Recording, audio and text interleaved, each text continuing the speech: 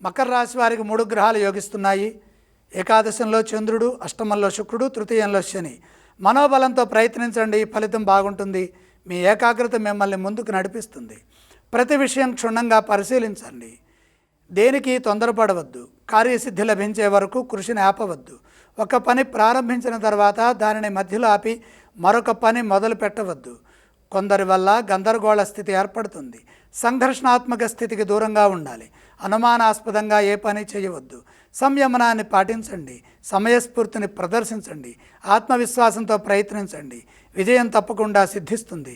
వృత్తి, ఉద్యోగ, వ్యాపారాల్లో ప్రతి అడుగు జాగ్రత్తగా వేయండి. వారం మధ్యలో ఒక పనిలో ఇబ్బందులు గోచరిస్తున్నాయి కాబట్టి చంచలత్వానికి గురి కాకుండా జాగ్రత్తగా పనిచేయాలి. నిర్ణయాలు తీసుకోబోయే ముందు ఇంట్లో వారిని సంప్రదించాలి. మాట పడకుండా పనిచేయాలి. నష్టాలు గోచరిస్తున్నాయి. ప్రతిదీ లోతుగా ఆలోచించద్దు. వ్యాపారంలో కూడా శ్రద్ధ పెంచాలి. ఉద్యోగంలో సకాలంలో బాధ్యతలని పూర్తి చేయటం మంచిది.